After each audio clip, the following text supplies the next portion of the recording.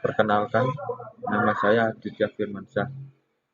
Saya akan mempresentasikan transaksi bisnis pertemuan kedua.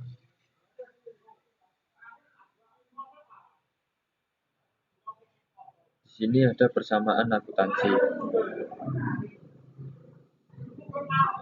Di sini ada aset. Aset sama dengan kewajiban plus ekuitas pemilik. Aset di sini sumber yang dimiliki oleh perusahaan.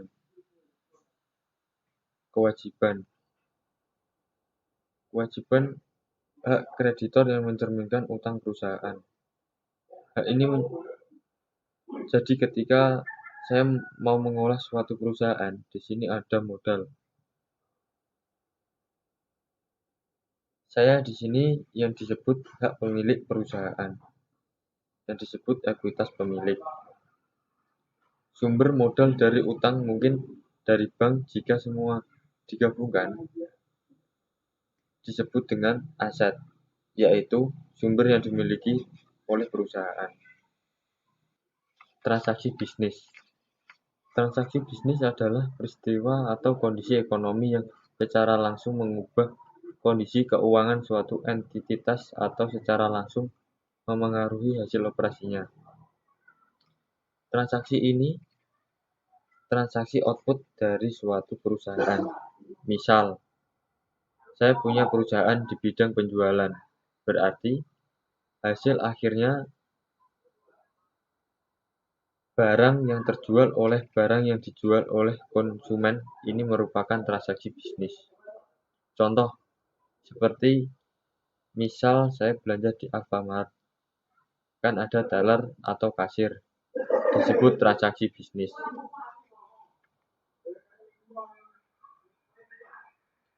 Next. Tanggal 1 November 2005, Chris Clark mendirikan perusahaan yang dinamakan Net Solution.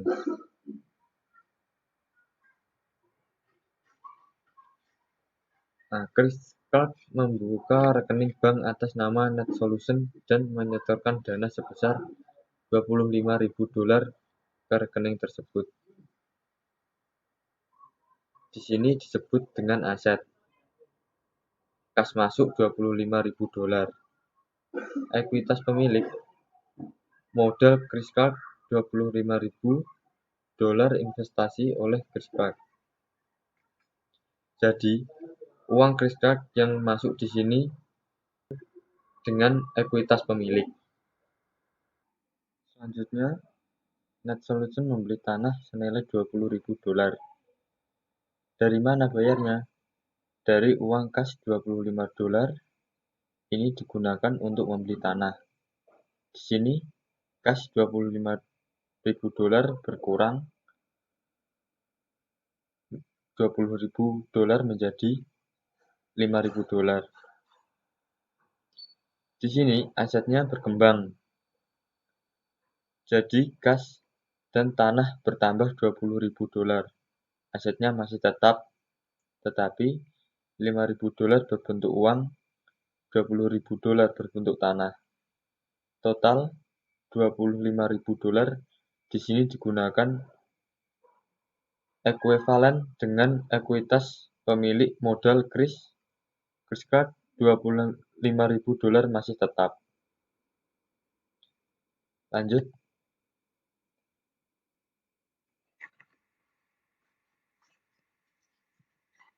Selama bulan itu, Net Solution memberi perlengkapan secara kredit senilai $1.350. Jadinya, kredit ini utang, maka aset ini bertambah, karena aset harta pemilik ditambah dengan hutang. Di sini kas masih $5.000. dan tanah 20.000 ditambah hutang yang baru 1.350 dolar. Ekuivalen dengan ekuitas pemilik modal tetap 25.000 ditambah dengan utang usaha 1.350 dolar. Entah ini dari bank atau dari mana mendapatkan suntikan dana 1.350 berbentuk perlengkapan kredit. Total hasil semua ini harus sama. Next, NetSolution memberi jasa kepada pelanggan membukukan pendapatan sebesar 7.500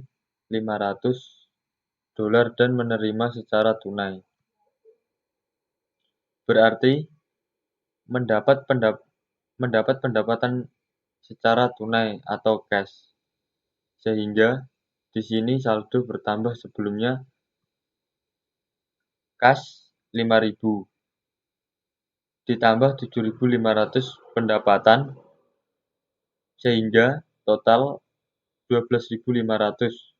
Perlengkapan masih tetap 1.350. Tanah masih tetap 20.000 dolar. Kalau ini ditotal masuk ke sini 25.000 dolar ditambah dengan pendapatan jasa 7.500 dolar. Ini di total 32.500 dolar untuk utang masih tetap 1.350 dolar. Next.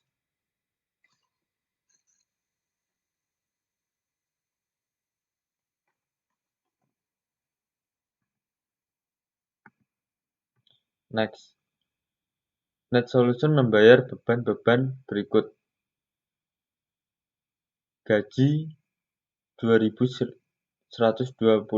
dolar, sewa 800 dolar, utilitas 450 dolar, dan rupa-rupa 275 dolar.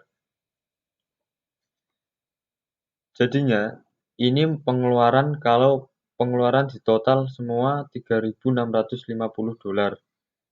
Dari kas ini 12.500, dari slide sebelumnya jadinya 12.500 dikurangi 3.650. Kenapa dikurangi?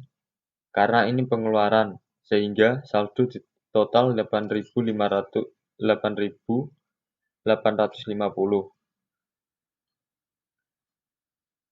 Perlengkapan dan tanah masih tetap sama dengan utang usaha masih tetap 1.350 dan modal ini 32.500.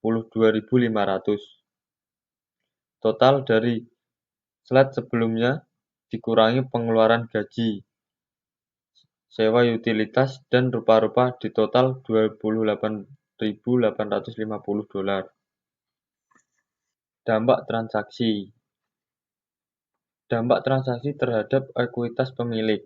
Di sini, ekuitas pemilik ketika ada transaksi berkurang oleh penarikan pemilik atau beban harta pemilik akan berkurang ketika ada penarikan dan akan bertambah jika ada pendapatan atau investasi pemilik. Pengeluaran dan pendapatan selisihnya disebut dengan laba bersih.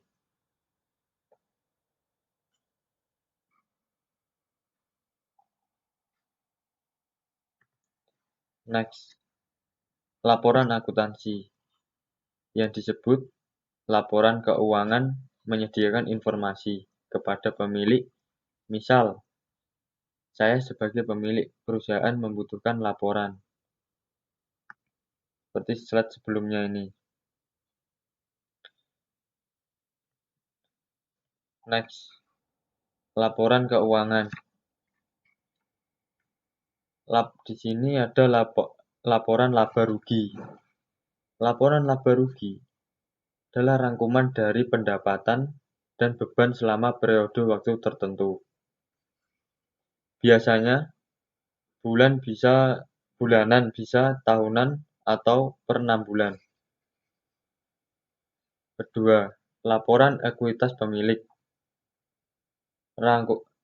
Laporan ekuitas pemilik rangkuman dari perubahan ekuitas pemilik selama periode waktu yang tertentu.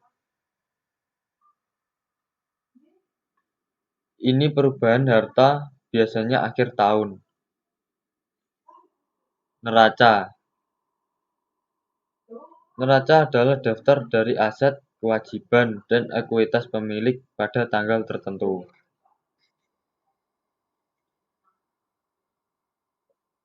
Yang keempat, laporan arus kas, yaitu rangkuman dari penerimaan dan pengeluaran kas selama periode waktu tertentu. Net solution, laporan laba rugi untuk bulan yang berakhir pada 30 November 2020. Di sini ada pendapatan $7.500. Beban operasi, ada upah $2.125.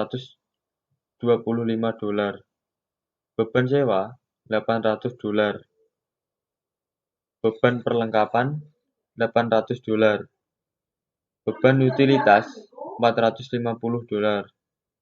Beban lain-lain $275. Total beban operasi $4.450. Sehingga laba bersih menjadi $3.050. Ketika neraca menampilkan kewajiban dan ekuitas pemilik di bawah aset, maka bentuk laporan yang digunakan. Sekian dari presentasi pertemuan kedua yang membahas transaksi bisnis. Terima kasih atas perhatiannya. Kurang lebih mohon maaf. Wassalamualaikum warahmatullahi wabarakatuh.